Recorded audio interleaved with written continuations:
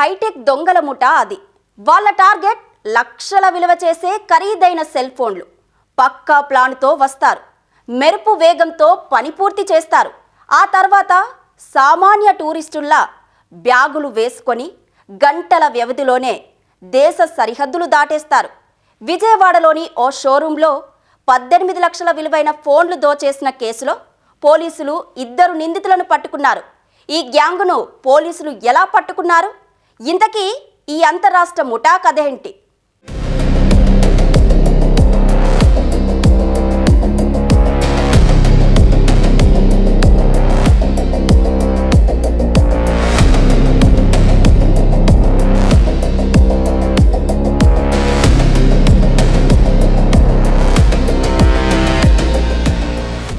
విజయవాడ పటమటలోని ఓ electronic షోరూంలో 18 లక్షల విలువైన సెల్ ఫోన్ల చోరీ కేసు కలకలం రేపింది. కేసు పోలీసులకు సవాల్గా మారింది. దర్యాప్తు మొదలుపెట్టిన పోలీసులు మొత్తం 6 నిందితులను గుర్తించారు.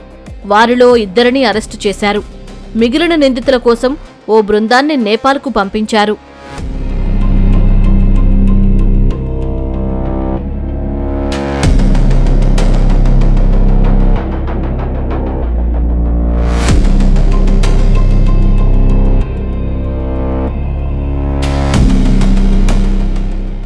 సీసీ కెమెరాల్లో దొరికిన నిందితుల ఆచూకీ కనుక్కునేందుకు పోలీసులు సెల్ టవర్ డేటాను విశ్లేషించారు.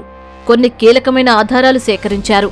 ఈ క్రమంలో నిందితుల ఆచూకీ కోసం క్రైమ్ డేటాబేస్ నాట్ గ్రిడ్ను సీసీఎస్ పోలీసులు ఆశ్రయించారు. నిందితుల ఫోటోలను దానిలో అప్లోడ్ చేయగానే వారిలో ఒక వ్యక్తి వివరాలు వెలుగులోకొచ్చాయి. అతను బీహార్ రాష్ట్రానికి చెందిన గోవింద్ చౌదరి అని తెలిసింది.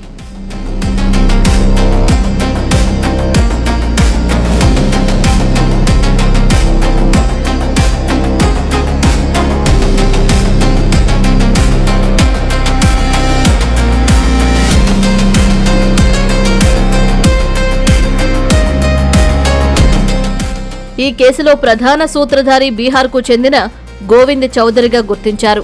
ఇతను మరో 5గురితో కలిసి బెజవాడకు వచ్చి సెల్ ఫోన్ల చోరీకి పాల్పడ్డాడు. నిందితుల ఫోటోలు సీసీ కెమెరాల్లో నమోదు కావడంతో వాటి ఆధారంగా సీసీఎస్ పోలీసులు దర్యాప్తు చేపట్టారు. ఈ కేసులో నయీం, సూరజ్ అనే 2 నిందితులను బీహార్లో అరెస్టు చేసి సీతామరి న్యాయస్థానంలో హాజరుపరిచారు.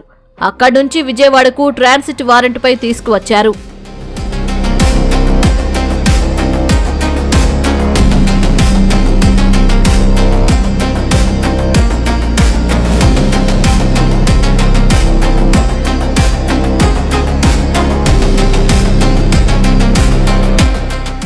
గోవింద్ చౌదరి చరవాణుల చోరీల్లో దిట్ట. ఇతనిపై బీహార్లో పలు కేసులున్నాయి. స్థానికంగా ఉండే వారితో కలిసి గోవింద్ వివిధ ప్రాంతాల్లో చోరీలు చేసేవాడు. అలా దొంగిలించిన ఫోన్లను నేపాల్కు తీసుకువెళ్లి అక్కడ విక్రయించేవాడు.